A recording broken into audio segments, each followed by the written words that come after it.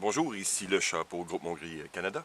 Aujourd'hui, j'aimerais que l'on découvre ensemble un petit achat que j'ai fait chez Roy Military Surplus à Saint John au Nouveau-Brunswick. C'est un masque assez populaire, un masque à gaz assez populaire de l'armée tchèque qui vient en deux versions, le M10 et le M10M. Ici, j'ai réussi à mettre la main sur un M10M. Donc, je ne l'ai pas encore ouvert, donc on va le faire ensemble en même temps. Premièrement, le sac de transport. Ici, j'ai regardé, on pourrait dire que c'est de qualité de grade A.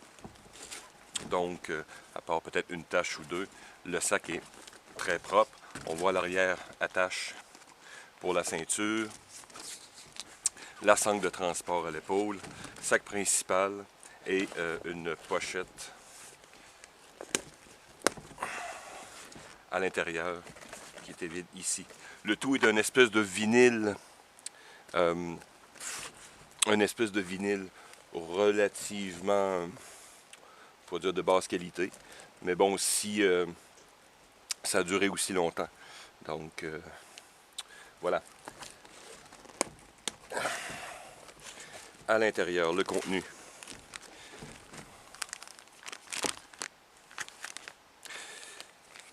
Vous allez voir que c'est un masque assez particulier, contrairement à l'idée que vous vous faites des masques réguliers.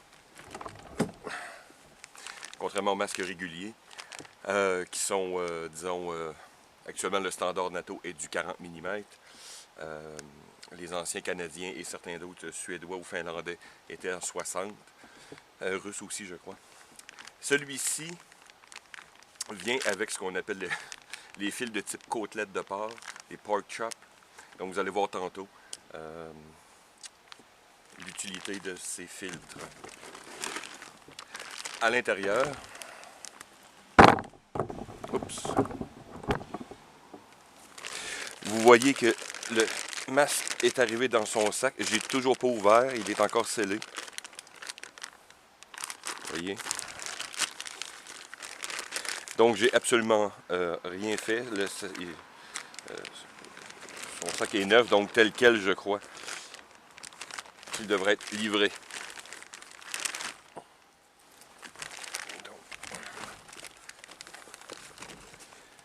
on va laisser la poche de côté pour l'instant. Et ouvrons ensemble.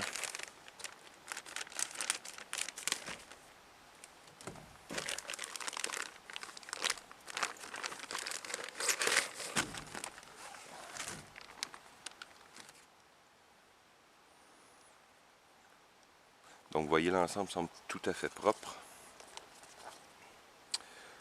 On va vérifier pièce par pièce. Donc ici on a la pièce principale, donc le masque, avec la désignation M10M. Sur le côté ici, on voit un numéro qui est souvent la taille, 2 étant la taille moyenne large, donc la plus répandue. Je vois quelques taches de jaunissement, sûrement ici sur les côtés. Aucune égratignure sur. Donc l'ensemble du masque, à part quelques petits jaunissements d'entreposage, semble extrêmement propre. Ici, voilà. Il s'agit des lentilles balistiques. Donc c'est pour protéger vos lentilles principales. On va les mettre sur le masque tantôt, mais sachez que le masque vient avec des lentilles, des protecteurs de lentilles supplémentaires.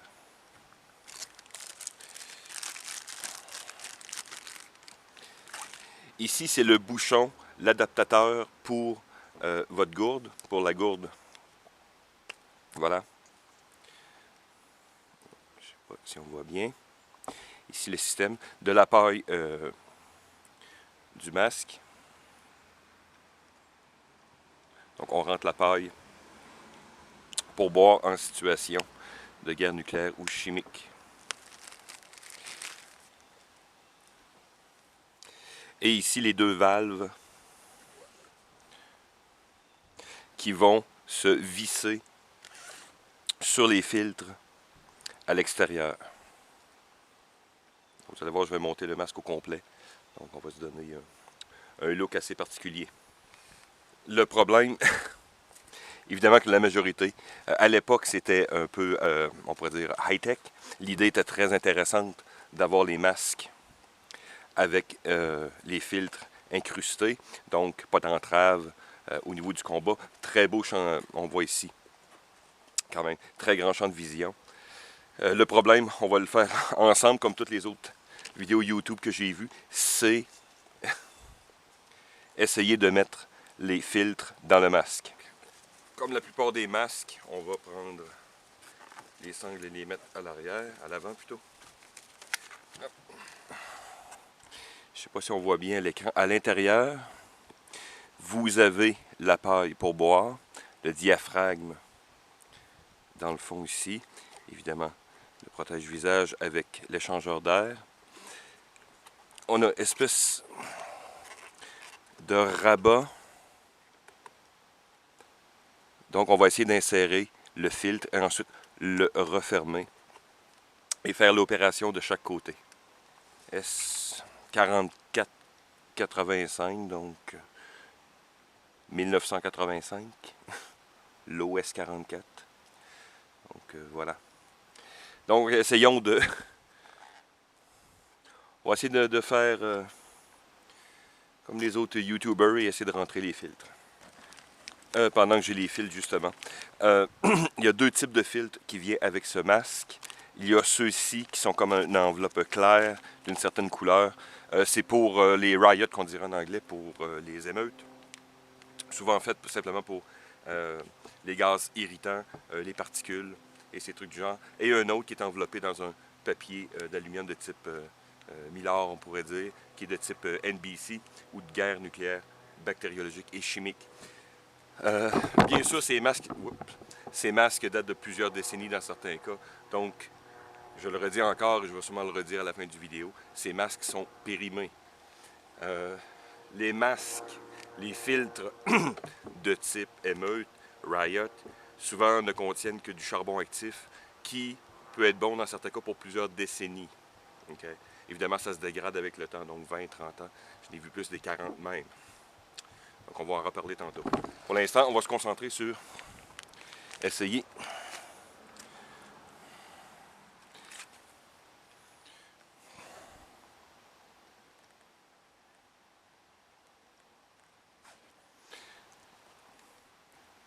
donc ici, vous voyez sur le filtre.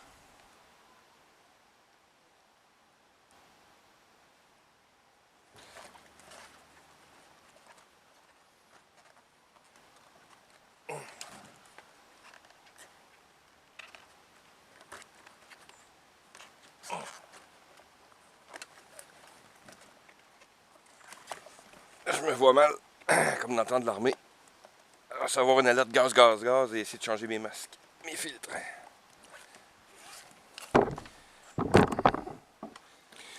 Bon, après 1-2 minutes de m'avoir battu avec, donc ici on voit le filtre est aligné avec son trou extérieur et je ne sais pas si on voit bien à l'intérieur, les deux rabats se referment avec comme deux taquets quelconques.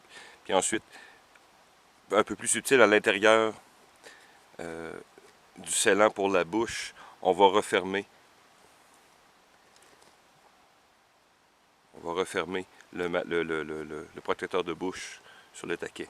Mais pour vous dire que ça prend un certain temps, c'est pas facile, c'est absolument pas intuitif du tout. Donc je vais refaire l'autre et remettre les valves ensuite. Donc je vous reviens dans je ne sais pas combien de temps.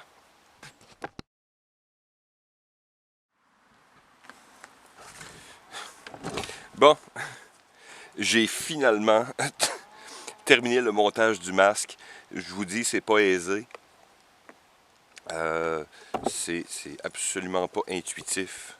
Le masque, cette version tchécoslovaque est une copie de la version N17 du masque à gaz américain qui avait été développé en 1959.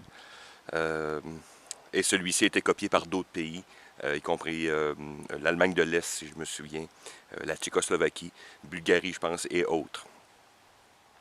Donc, je crois que si j'ai regardé, je crois qu'il est encore utilisé au niveau de la défense civile en Tchécoslovaquie. Bon, ça a un look high-tech. Super, l'Halloween s'en vient, donc nice. C'est bon pour la collection aussi. J'ai regardé sur YouTube et d'autres personnes qui ont fait divers tests avec du poivre de Cayenne, avec l'huile de banane, du Old Spice aussi. Donc, différentes manières de tester son masque à gaz. Il semble, dans ces versions-ci, encore résister au poivre de Cayenne, aux particules. D'autres, que je ne savais pas non plus, semblent... ce masque semble être aimé par les soudeurs, sûrement pour les particules et autre chose. Donc, il s'agit simplement d'un masque de poussière glorifié à mettre dans votre étagère pour l'airsoft peut-être.